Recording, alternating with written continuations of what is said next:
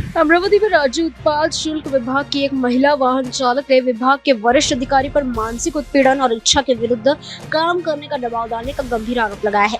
पीड़ित महिला ने राजापेट पुलिस थाने में औपचारिक शिकायत दर्ज कराते हुए ऑडियो क्लिप, पेन ड्राइव और अन्य दस्तावेज साक्षी के रूप में पुलिस को सौंपे हैं।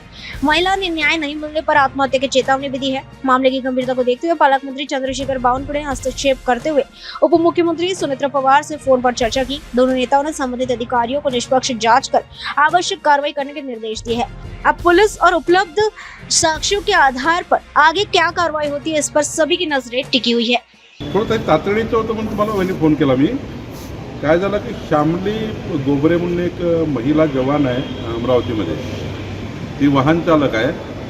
तिला तिची एक संतोष वायाळ नावाचा व्यक्ती जो निरीक्षक आहे, इथं दुय्यम निरीक्षक, ती मानसिक छळ, धमकी, अपमानास्पद वागणूक वगैरे जे काही त्याचं बाकीचं तुम्हाला हे पत्र जर पाहिलं तुम्हाला वाटेल काय काय त्यांनी केलं आहे। त्यांच्याकडे त्याचं रेकॉर्डिंगही आहे। तर त्याला ती आत्महत्याचा विचार करत करत माझ्यापर्यंत पोहोचली। श्यामली गोबरे ही आपल्याकडे आहे, तर मी तुम्हाला व्हॉट्सअप करतो। तर यावर जरा थोडी तातडीने चौकशी करून कसं कारवाई करता येईल, तातडीनं तिला आत्महत्येपासून प्रवृत्त होऊ नये, तिला आत्महत्येपासून दूर केलं पाहिजे ते महिलेला। एकदा 1 मिनिट तिच्याशी बोलता येईल तर बघा, आपला उपमुख्यमंत्री आहे। नमस्कार।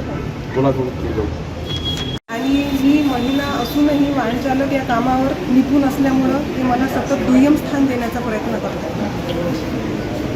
हां, मी माझ्या कामाव्यतिरिक्त मला दुसरे कामं सांगतात की तू साहेबांचा घरून जेवणाचा डबा आणायचा, रोज रात्री सकाळी त्यांच्या जेवणाची व्यवस्था करायची, नाश्त्याची सोय करायची, हे तुझं काम आहे।